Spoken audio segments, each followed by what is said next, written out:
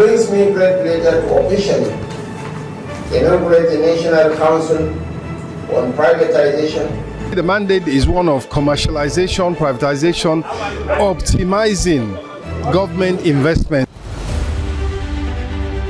Yes, there were challenges in terms of public perception as selling assets, but if government assets are not performing and they are consuming your budget, there is no alternative. Labor issues are very, very thorny and very, very difficult to resolve. Things cannot be the same way it used to be before these enterprises are transitioned to a private sector players. So they need to be flexible and to be understanding and to know that the demands are quite different. Welcome to OTNA, your window to information on optimization. Welcome. She is a beautiful bride, admired and loved across Africa by many. Her name is Nigeria, a country blessed with assets and infrastructure of inestimable measure. This is OTNA, optimizing the nation's assets. Here on OTNA, we traverse the process of privatization and commercialization by the Bureau of Public Enterprises, BPE. Today, I will be taking you to meet yet another optimizer from the BPE while showing you some success stories. So join me.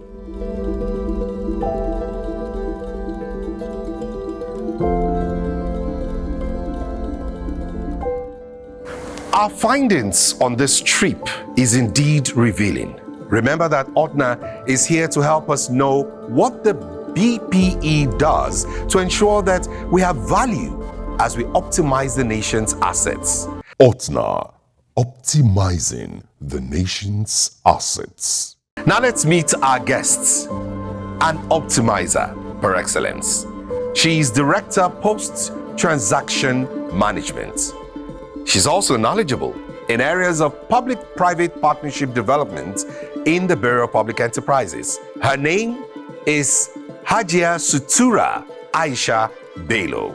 Hajia Sutura begins by explaining Nigeria's infrastructure gap and how the public-private partnerships PPP can make the difference. When you talk about how does it help you as a Nigerian, look at our infrastructure gap. We have an estimated infrastructure gap of about 3 trillion. If we want to address that gap, it will cost us about $100 billion every year for the next 30 years. And when you look at the economy itself, 80% of any emerging economy is small businesses. So how do you help small businesses to grow if the enabling environment, which infrastructure is the critical piece, is not there? So you have to provide that infrastructure and businesses will grow on their own. Nigerians are extremely hardworking people, but so many of those building blocks are missing. And they're missing not only here, but in other countries as well, because the gap is so huge. So the need for PPPs is something that we just can't get away from. Nigerians want to see results, and that's absolutely true. Yes, but Hajia Sutura now helps us as she exposes the evidence to us using the ports as example. BPE, over the last 30 years, has done about over 240 transactions. So if I take the ports alone, we did concession of the ports, and over 20 ports, terminals were concession. You now have terminal operators who are building their private terminals.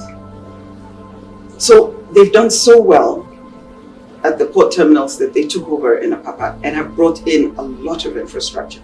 And you can see when you speak to officials in NPA, they will tell you, Madam, when you guys came with this PPP, we didn't understand it. We were fighting you. But a few years back, they came back and said, okay, there are 2 terminals that were not concession. Can you come and concession them? And I was like, why? You guys didn't want it before. They said, no. Now we see that if we hadn't done this, if BP hadn't concessioned these terminals, the gridlock that you would have now in terms of imports coming in and how it's unloaded at Apapa, even in terms of the port capacity you have now, you need more deep sea ports in this country, because it's deep sea ports that allow bigger ships to come with goods. You're an import dependent economy. So over the next couple of years, you will need those bigger ships, and you don't have enough deep sea ports. So invariably, that will also have to come on stream. Having visited the ports myself, I can tell you that there's a lot of difference between what it was and what it is now. Let's get some more details from Hajia Sutura. Well, the truth of the matter is, you're not going to find an agency in this country that has the kind of experience that BP has. Good or bad, we've done transactions that didn't work, and we've done a lot more that did. We have about 8% of our transactions that didn't work. And we have learned over the years, tried and tested through what worked and what didn't work.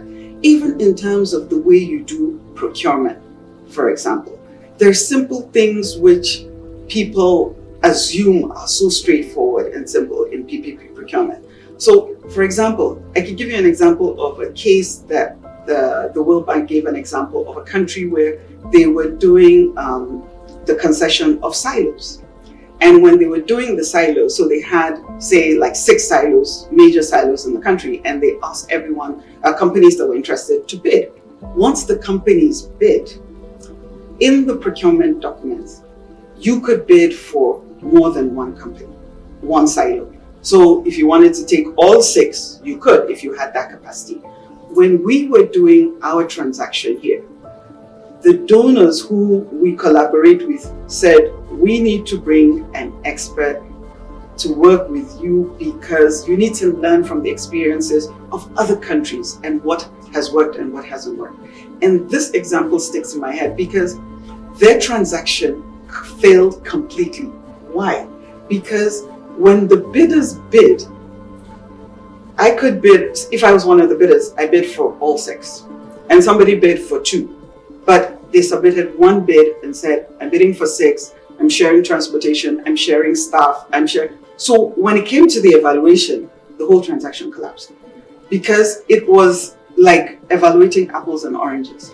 And what they told us is the lesson we learned from this was, if you're bidding for 6, you submit 6 individual technicals and 6 individual financials.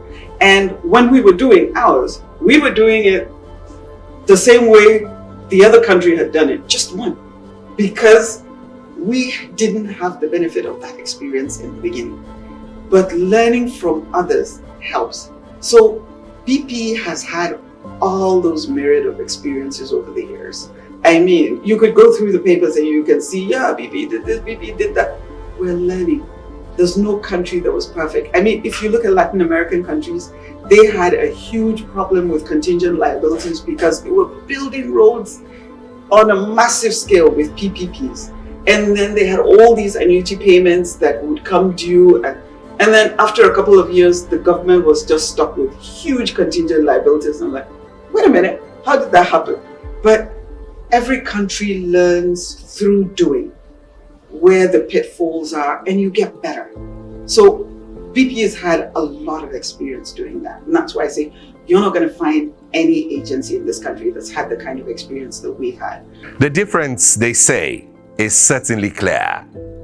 But what feedback is available from investors? Over the years, we've had both positive and negative. Because, like I said, we learn as we go along. But to a large extent, the experience has been positive. And having said that, the assumption is that we just go out there and sell companies or privatize, and people are like, oh, you just sell stuff. On the contrary, first and foremost, BPE is a reform organization. So when we go out in order to do transactions, we want to bring in the private sector, but we want to bring in private sector in a sustainable manner. And the first thing that you do is look at that sector. So how do you reform the sector in such a way that private sector participation comes in there in a sustainable manner? So you don't just go out there and say, oh, I'm going to sell this, no. If you do that, you haven't put certain institutions and regulatory frameworks in place to sustain private sector's participation. And if you do that, next time private sector won't come. So first and foremost, we're a reform institution. So when you're in government, hard decisions need to be taken. And I think any country in the world now, post-COVID, has to take those hard decisions. And reform is one of those hard decisions. So people might not like that reform, but it's those reforms that allow private sector to be able to come in and to operate sustainably. So much is being done by the Bureau of Public Enterprises. Most of the transactions are indeed very successful, but there's still a lot of ground to cover and a lot of work to be done. As the joy of a mother is to hear the cry of a baby, so it is with the Nigerian people. Our people want to see, touch, taste, handle, and experience the effect of optimization. PPPs by their nature are different depending on the sector that you're in. So even in the coming year, certain things will be coming on stream that you will feel. So it's not all at the same time. It depends on the sector that we're working on and the transactions that we're working on. And we try our best to work with MDAs to build credible pipelines that will attract value for money and bring in the interests of the private sector. But part of it, we also work with the Nigerian Investment Promotion Council very closely, because it's important that we collaborate with agencies that help to bring attention to the transactions that we're doing. So the government that's in power now has given a lot of priority to infrastructure. And so that support for infrastructure coming through is something that people will start to feel very soon. Let's show you some success stories that followed reforms by the Bureau of Public Enterprises, BPE.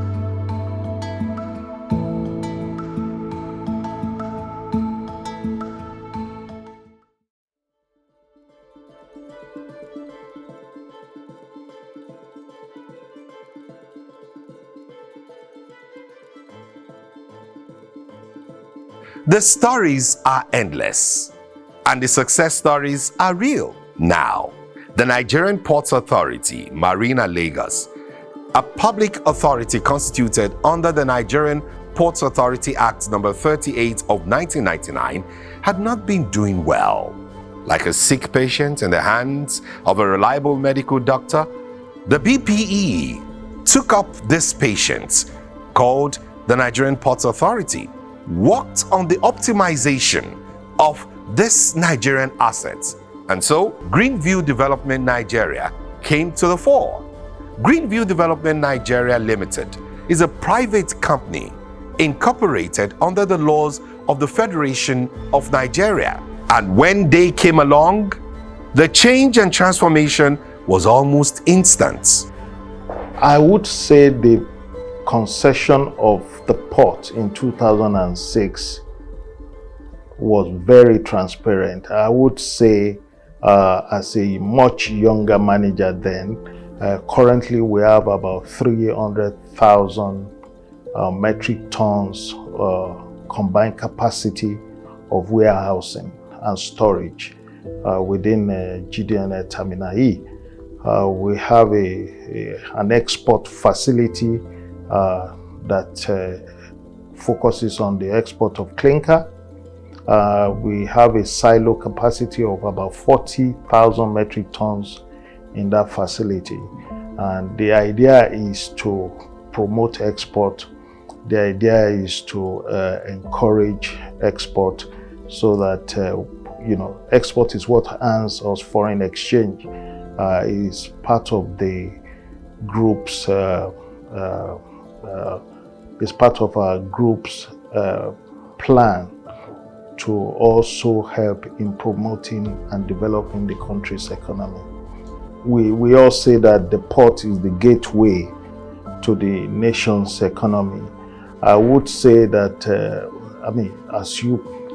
as you probably know, about well over 85% of world trade goes by sea. And that shows the strategic importance of seaports. Also, Greenview Development Nigeria Limited operating one of the most critical terminals in Nigeria. And I say most critical because of the type of businesses that are domiciled within this facility.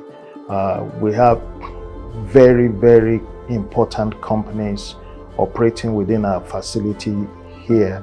I would say companies that probably control well over 30 to 35% of the Nigerian stock exchange.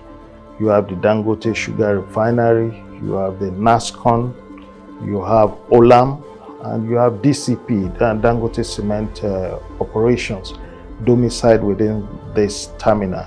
And these are the biggest, companies you can talk of in the country today. So what we do is to ensure that all of these companies focus on their core responsibility.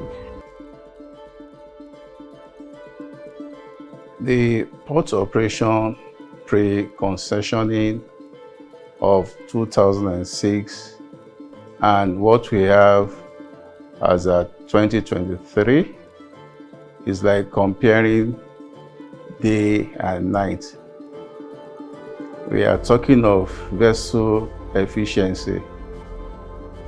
Port is about vessel, bringing vessel alongside with our cargo and discharging the contents of the vessel timely without the vessel running, because it's a chartered vessel and it must not run into demurrage. So you need high-tech equipment to do all the harsh operations in the vessel timely. If our ports are, if the efficiency is there, exiting the port, the access roads leading to the port, our rail system, the rail system in the port to be upgraded, and less emphasis on roads movement, etc. And all this will impact on the economy, on the users of these materials at the end of the day. Nigeria's hospitality sector offers a wide range of accommodation options, and that is given with various preferences and budgets, from budget-friendly to luxury accommodations. But the management of these assets had not had it so good. One of them is Movenpick Hotel, Ikoyi, Lagos, now transformed, or should I say, optimized. And what do you get? Better efficiency.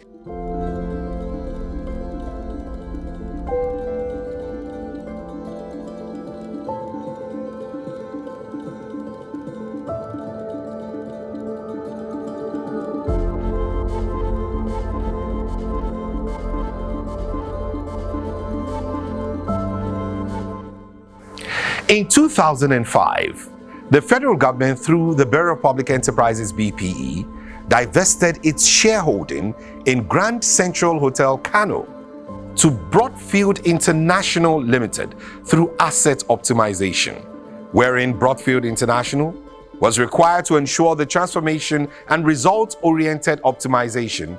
After some monitoring to see how well the assets will be managed, the Bureau of Public Enterprises confirmed the consistency and growth of the assets.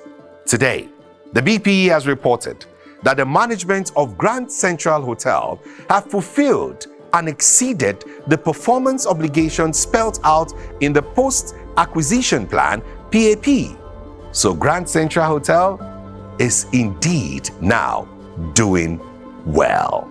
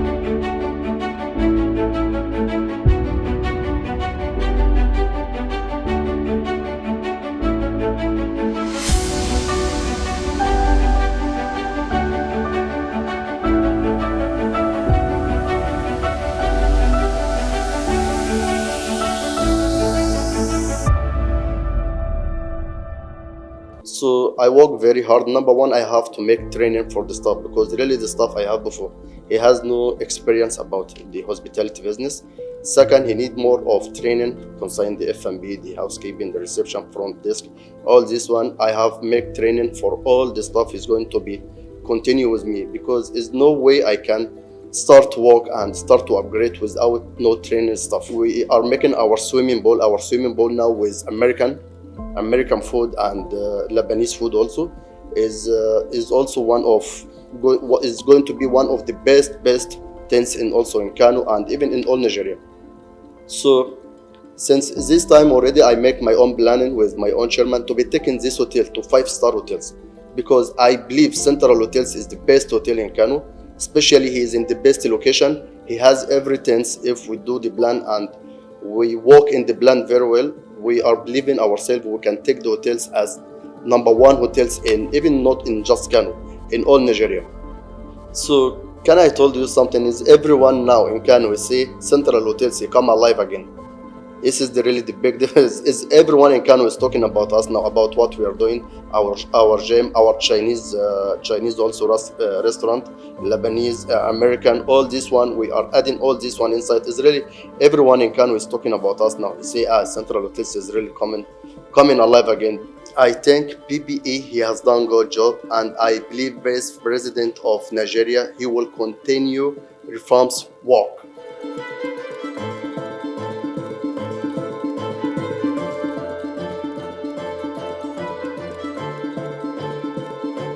No doubt, undoubtedly, it's been an interesting time with Hajia Sutura Aisha Bello, and a revealing time with the evidences we got from the efforts of the Bureau of Public Enterprises BPE in optimizing the nation's assets, the ports, and in the hospitality sector. And that is where we draw the curtain today on OTNA. Please do join us again at 7:30 next Sunday for yet another edition of OTNA. Till then, and on behalf of the crew, my name is Tokbe Ujime. It's bye for now.